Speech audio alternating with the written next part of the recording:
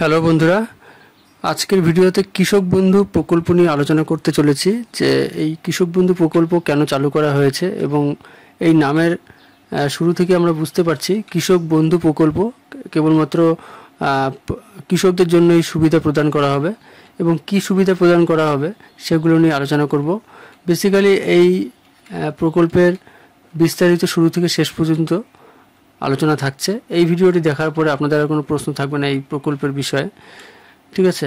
কারা কারা আবেদন করতে পারবে, কীভাবে আবেদন করতে পারবে, ফর্মটা কোথায় পাবেন, এছাড়া অফিসিয়াল ওয়েবসাইট, যোগ্যতা মান, এলিজিবিলিটি ক্রাইটেরিয়া সমেত আপনাদের কৃষকদের কত বয়স হতে হবে তাহলে আবেদন করা যাবে, নিবন্ধনের জন্য প্রয়োজনীয় ডকুমেন্ট কী কী লাগবে সমস্তটা কিন্তু এই ভিডিওতে থাকবে এবং প্রকল্পের সমস্ত বৈশিষ্ট্য এই ভিডিওতেই থাকবে। তো চলুন আর দেরি না করে ভিডিওটা শুরু করছি। ভিডিওটা শুরু করবার আগে একটা রিকোয়েস্ট থাকছে, আপনারা যারা যারা এখনও চ্যানেলটিকে সাবস্ক্রাইব করেননি চ্যানেলটিকে সাবস্ক্রাইব করে দিন এবং পাশে দেওয়া বেলটির অল নোটিফিকেশনটি ক্লিক করতে ভুলবেন না। তো আপনাদের সুবিধার জন্য একটা পিডিএফ রেডি করা হয়েছে যেখানে শুরুতেই পাবেন হাইলাইট, অর্থাৎ এখানে কি সুবিধা দেওয়া হবে। তো টু দ্য পয়েন্ট বলতে এটাই বলা হচ্ছে, প্রতি একর পিছু বার্ষিক 10,000 টাকা করে দেওয়া হবে কৃষকদের। তবে এই টাকাটা সেই সমস্ত কৃষকদের দেওয়া হবে যাদের 1 একর জমি বা তার বেশি জমি আছে। এখন বলছি যাদের 1 একর জমি কিংবা তার কম জমি রয়েছে তাহলে তারা কিন্তু 4,000 টাকা করে পাবে, ঠিক আছে? তো এই দুটোর মধ্যে যে কোনো একটি কৃষক একটি আওতার মধ্যেই কিন্তু টাকাটা পাবে। হয় কোনো কৃষকের 10,000 টাকা পাবে কিংবা সেই কৃষক 4,000 টাকা পাবে, ঠিক আছে? আমি আশা করি এই বিষয়টা বুঝাতে পারলাম।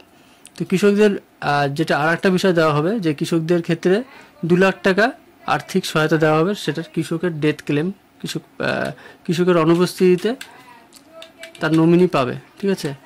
আচ্ছা, এখন আমি চলে আসছি ভূমিকাতে, যেখানে এই কৃষক বন্ধু প্রকল্পটি হলো পশ্চিমবঙ্গ সরকারের একটি প্রধান প্রকল্প।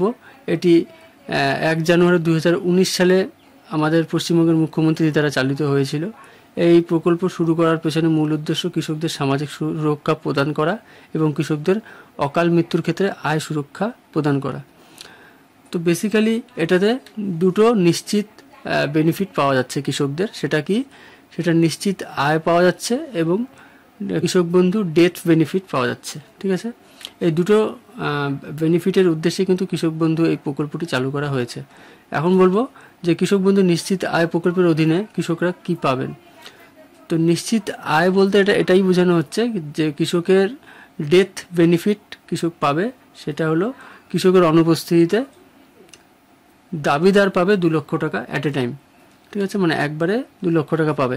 এই প্রকল্পের অধীনে পশ্চিমবঙ্গের সমস্ত কৃষকরা এই প্রকল্পের সুবিধা নেওয়ার যোগ্য।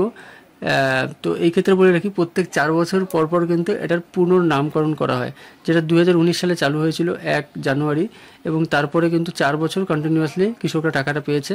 এবং সেই কৃষকদের যাচাইকরণ সঠিক হয়েছে কিনা, অর্থাৎ সমস্ত কৃষকরাই কেবলমাত্র টাকাটা পাচ্ছে কিনা, সেই জন্যই কিন্তু সরকার আবার নতুন করে যাচাইকরণ করে 2021 সালের 17 জুন।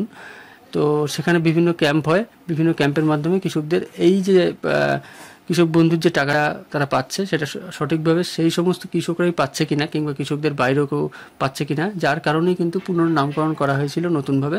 তো 2021 সালের পরে আরও 4 বছর পরে, অর্থাৎ 2025 সালে কিন্তু আবার এই পুনর্নামকরণ হবে। তো আমি এটা মনে করি এটা অবশ্যই কিন্তু প্রয়োজন, যে কোনো স্কিমের ক্ষেত্রে কিংবা সরকারি যে কোনো কাজের ক্ষেত্রে সঠিকভাবে সঠিক মানুষ টাকাটা পাচ্ছে কিনা বা সঠিক মানুষ সেই সুবিধাটা ভোগ করতে পারছে কিনা সেই জন্য দেখা।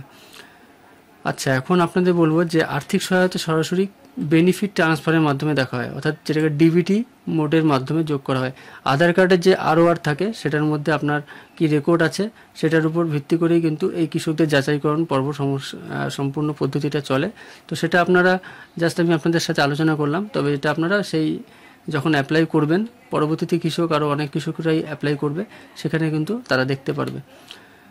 তো এটার অফিসিয়াল ওয়েবসাইটের লিঙ্ক আপনাদের আমি দিয়ে দেবো, ঠিক আছে? তো এবং কাস্টমার কেয়ার নাম্বার থাকবে, যেটার হেল্পলাইন নাম্বার রয়েছে, আপনারা এই মুহূর্তে স্ক্রিনেও দেখতে পাচ্ছেন, সেই হেল্পলাইন নাম্বারটা আপনারা দিয়ে দেবো। সেখান থেকে আপনারা ফ্রিতে কল করে কোনো রকম প্রশ্ন থাকলে আপনারা সেখানে ফোন করে দেখতে পারেন। এছাড়া হেল্পলাইন ইমেল আইডিও রয়েছে।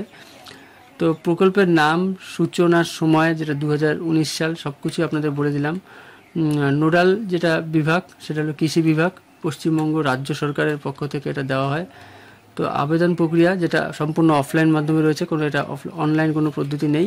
অনেকে কিন্তু এটা অনলাইন মাধ্যমে ফ্রড চলছে, অনলাইনে আপনি অ্যাপ্লাই করবেন, যদি কোনো রকম টাকার প্রয়োজন হয় সেখানে আপনি পে করে দিলে কিন্তু সেই টাকা পাবেন না, কারণ এটাতে কোনো অনলাইন নেই, সমস্তটা অফলাইন রয়েছে। মিউনিসিপ্যালিটি এরিয়ার জন্য মিউনিসিপ্যালিটি অফিসে গিয়ে করতে হয়, কিংবা পঞ্চায়েত এরিয়া হলে তো পঞ্চায়েতের মাধ্যমে আপনাদের করতে হয়। সেটা কীভাবে করতে হয় সম্পূর্ণ ভিডিওটা দেখুন, বলে দেবো। সরকারি ওয়েবসাইটে আপনারা দেখে নিতে পারেন বিষয়টা। তো এলিজিবিলিটি ক্রাইটেরিয়া অর্থাৎ যোগ্যতা মান, ঠিক আছে। আধার কার্ডের ROR, যেটা একবার আমি বলেছিলাম, আধার কার্ডের রেকর্ডটা দেখা হয়, ঠিক আছে, যে আপনার কী রেকর্ড রয়েছে, এবং খাটাখাটনি একটা পাট্টা থাকে, ঠিক আছে, জমির পাট্টা, সেই পাট্টাটা লাগবে, এবং ফরেস্ট পাট্টা থাকে একটা, এবং রেকর্ড কিছু ভাগ চাষি, যে আপনি যে সেই জমিতে চাষ করেন সেই জমির কিন্তু চাষের একটা ডকুমেন্ট থাকবে, সেটাও কিন্তু আপনার লাগবে, তাহলে আপনি এলিজিবল হবেন, অর্থাৎ আবেদন করতে পারবেন। তো নিবন্ধের জন্য প্রয়োজনীয় নথিপত্র কী কী, আবেদন করবার জন্য কী কী ডকুমেন্ট লাগবে, তো সেটা আবারও বলছি, চাষযোগ্য জমির আধার কার্ডের রেকর্ড লাগবে, ঠিক আছে, অধিকারের রেকর্ড, অর্থাৎ চাষযোগ্য যে জমিটা সেই জমির অধিকারের রেকর্ড কিন্তু সেখানে লাগবে, ঠিক আছে। সেই জমির রেকর্ড কি আছে, সেটা কি বাসযোগ্য, অর্থাৎ বাড়ি করবার রেকর্ড আলাদা থাকে, এবং চাষযোগ্য জমির রেকর্ড কিন্তু আলাদা থাকে, সেই রেকর্ডটা যার জন্যই চাওয়া হচ্ছে। এবং বর্গা সহ অধিকারের রেকর্ড লাগবে, যেহেতু আপনি এটা কি পারপাসে কিনেছেন, কিভাবে কিনেছেন, কার থেকে কিনেছেন, সেটাও কিন্তু স্টেটমেন্টে লাগবে। এবং পাট্টা রেকর্ড থাকে, সেটা তো লাগবে, এবং ফরেস্ট পাট্টা থাকে, সেটাও লাগবে। ভোটার আইডি কার্ড তো বাধ্যতামূলক, আধার কার্ড লাগবে, এবং ব্যাংক পাসবুকের প্রথম পেজের ফটোকপি লাগবে, এবং বাতিল একটা চেক লাগবে, আপনার যেই অ্যাকাউন্ট রয়েছে সেটার একটা বাতিল একটা অ্যাকাউন্ট চেক লাগবে, সেই চেকটা অ্যাপ্লাই করবেন, ব্যাংক থেকে পেয়ে যাবেন।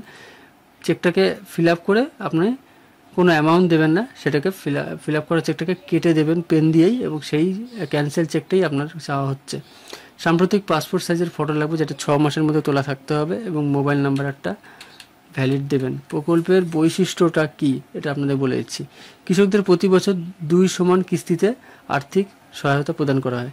যে টাকাটা আপনাদের বললাম, যে 1 একর জমির বেশি থাকলে পাবেন 10,000 টাকা প্রতি বছর, এবং 1 একর জমি যদি কম থেকে থাকে তাহলে পাবেন 4,000 টাকা। সেই টাকাটা কিভাবে দেওয়া হবে, এখানে এটাই দেওয়া রয়েছে।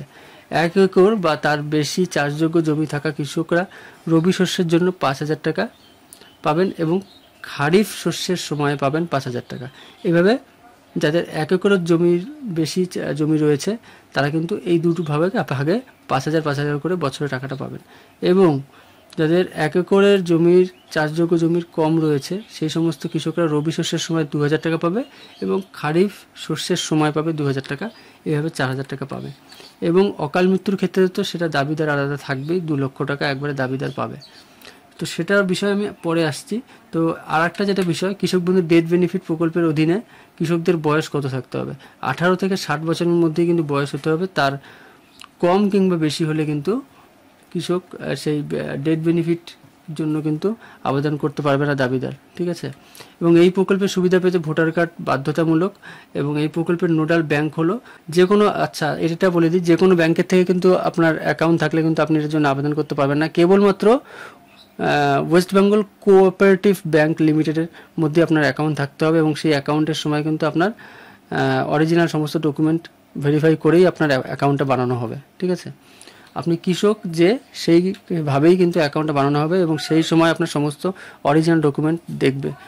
এবং এই যখন স্কিমের ক্ষেত্রে আপনি অ্যাপ্লাই করবেন সেটাও কিন্তু সমস্ত যাচাই পর্ব হবে, তারপরেই সমস্ত প্রসেসটা হবে। কিভাবে সুবিধা কীভাবে পাবেন এটা কিন্তু আপনার অ্যাপ্লাই করবেন কীভাবে সেটা আপনাদের বলে দিচ্ছি। তো কৃষককে আবেদনপত্রটি পূরণ করতে হবে, সেই আবেদনপত্রের লিঙ্ক আমি ভিডিও ডেসক্রিপশন নিচে দিয়ে দেবো, সেখান থেকে PDF ফরম্যাটে আপনি আবেদনপত্রটা ডাউনলোড করে নিতে পারবেন। এবং তার এলাকার গ্রাম পঞ্চায়েত এটি জমি দিতে হবে, ঠিক আছে। এবং তার এলাকারই যে জমি সেটা পঞ্চায়েতের থেকে একটা কনফার্মেশন নিতে হবে। এবং বলবো আবেদনপত্রের সাথে নিম্নলিখিত নথিগুলির ফটোকপি সংযুক্ত করতে হবে। জমির সর্বশেষ অধিকারের রেকর্ড লাগবে, ঠিক আছে। সেই জমির বর্তমান কিংবা আগামী 10 বছরের রেকর্ড কী ছিল, আপনার আগে কার ছিল এবং কার থেকে আপনি কিনেছেন, কিভাবে কিনেছেন, সমস্ত রেকর্ডটা কিন্তু লাগবে। সেটা আপনি পেয়ে যাবেন সেই এরিয়ার বিডিও অফিস, এটা আপনার বিএলআরও অফিস থেকে পাবেন। ঠিক আছে, বর্গারের সাথে রেকর্ডকৃত সমস্ত এবং পাট্টা রেকর্ড লাগবে, ফরেস্ট পাট্টা, এগুলো আমি আবারও বলছি, কেননা যে কোনো কিছু করতে গেলে এই ডকুমেন্টগুলো আপনাদের লাগবে। ভোটার আইডি কার্ড তো বাধ্যতামূলক, আধার কার্ড লাগবে, ব্যাংক পাসবুকের প্রথম পেজের পৃষ্ঠা এবং বাতিল চেকের ছবি লাগবে, অরিজিনাল দেখাবেন এবং সেটাকে আপনার পরে ফটোকপি করে নেবেন। পাসপোর্ট সাইজের ফটো, মোবাইল নাম্বার এগুলো লাগবে, মোবাইল নাম্বার, একটা ভ্যালিড মোবাইল নাম্বার লাগবে। তো আবেদনপত্র এবং নথিগুলি জমা দেওয়ার পর আবেদনকারীকে একটি স্বীকৃত অ্যাকনোলেজমেন্ট স্লিপ দেওয়া হবে। সেই অ্যাকনোলেজমেন্ট স্লিপের মধ্যে আপনার অ্যাকনোলেজমেন্ট একটা নাম্বার থাকবে, যেটা থেকে আপনি অনলাইনেও চেক করতে পারবেন আপনার বর্তমান প্রেজেন্ট স্ট্যাটাস, অ্যাপ্লিকেশন স্ট্যাটাসটা কী অবস্থায় রয়েছে, সেটা কি পেন্ডিং কিংবা কাজ হচ্ছে, কি হবে, কি পরিস্থিতিতে থাকবে, সেটা আপনি অ্যাকনোলেজমেন্ট নাম্বারটা সেই স্লিপের নাম্বার থেকে আপনি চেক করতে পারবেন।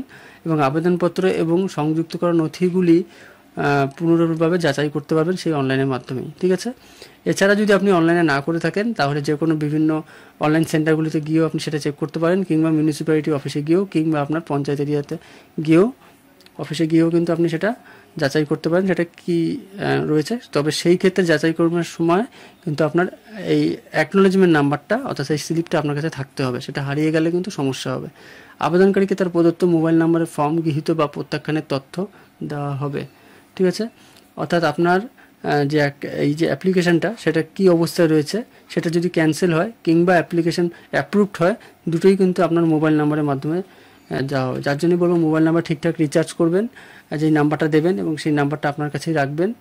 সেটার মধ্যে কিন্তু মোটামুটি 2-3 মাসের মধ্যেই এই সমস্ত প্রসেসটা হয়ে যায় এবং আপনাকে কনফার্মেশন অর্থাৎ মোবাইল নাম্বারে ফোন করে অফিস আধিকারিক জানিয়ে দেবে। আশা করি এই অবধি আমি আপনাদের ক্লিয়ার বিষয়টা বুঝাতে পারলাম। এখন ডেথ বেনিফিটটা কিভাবে পাবেন। যে কোনো কৃষকদের ক্ষেত্রে ডেথ বেনিফিট যেহেতু এই অফারটা দেওয়া হচ্ছে সেটা জেনে নেওয়া প্রয়োজন।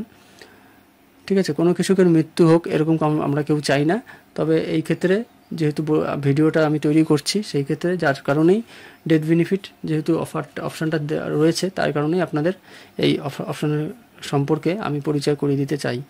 নিবন্ধিত কৃষকের অকাল মৃত্যুর ক্ষেত্রে ডেথ বেনিফিট প্রকল্পের অধীনে দাবিদার আর্থিক সহায়তা দাবি করতে পারেন। দাবিদার মানে বলা হচ্ছে তার পারিবারিক, তার সাথে কি সম্পর্ক, সেটা তার ছেলে মেয়ে কিংবা স্ত্রী, এরকম দাবিদার তারাই কিন্তু আবেদন করতে পারবেন ডেথ বেনিফিটের অ্যামাউন্ট। দাবি করার একমাত্র পদ্ধতি আবেদনপত্রের মাধ্যমে, যেটার আমি পিডিএফ আকারে লিঙ্ক দিয়ে দেবো, এই মুহূর্তে আপনার স্ক্রিনেও দেখতে পাচ্ছেন, সেটা দিয়ে দেবো। যথাযথভাবে পুনরুক্ত যে আবেদনপত্রের সাথে নিম্নলিখিত নথিগুলো জমা করতে হবে। কী কী লাগবে? ভোটার আইডি কার্ড অর্থাৎ যার নামে কৃষকের ভোটার কার্ড এবং যে ডেথ বেনিফিটটা নিতে যাচ্ছে তারও ভোটার আইডি কার্ড, এই সমস্ত ডকুমেন্ট সবগুলো তার দুজনেরই লাগবে। Aadhaar card, PAN card, passport size ছবি। এখন বলুন মৃত্যুর শংসাপত্র ফটোকপি, অর্থাৎ কৃষক যে মারা গিয়েছে তার প্রমাণ দিতে লাগবে। ঠিক আছে, এবং দাবিদারের শংসাপত্র, তিনি সেই মৃত কৃষকের কে হয় তার শংসাপত্র এবং মৃত কৃষকের আধিকারিক রেকর্ড। ঠিক আছে, সেই জমির সাথে মৃত কৃষকের রেকর্ডটা তো দিতেই হবে। তো এই কিছু বিষয় রাজ্য কৃষি বিভাগের সহকারী পরিচালক অ্যাসিস্ট্যান্ট ডাইরেক্টর দ্বারা আবেদন ও সংযুক্ত করা নথিগুলি যাচাই করবে এবং যদি আবেদনপত্র সঠিক হয় তাহলে আর্থিক সহায়তা দাবিদারের ব্যাংক অ্যাকাউন্টে দেবে। আবারও বলছি, যে কোনো ব্যাংক অ্যাকাউন্ট হলে কিন্তু হবে না, এটার জন্য ওয়েস্ট বেঙ্গল কোঅপারেটিভ ব্যাংকের অ্যাকাউন্ট থাকতে হবে। এবং এই বিষয়ে যে ইম্পর্টেন্ট লিঙ্কগুলো থাকবে, আপনার সমস্ত ইম্পর্টেন্ট লিঙ্ক অর্থাৎ অফিসিয়াল ওয়েবসাইটের লিঙ্ক কিংবা পিডিএফ আকারে সমস্ত ডকুমেন্টগুলো আপনারা পেয়ে যাবেন, সেখান থেকেও আপনারা পাবেন। তো আশা করি আপনাদের এই বিষয়ে কোনো প্রশ্ন থাকবে না। কোনো রকম প্রশ্ন থাকলে কমেন্টে জানান এবং শেয়ার করে বাকি বন্ধুদের এটা জানিয়ে দিতে হবে যার এটা প্রয়োজন। সম্পূর্ণ ভিডিওটা দেখার জন্য অসংখ্য ধন্যবাদ।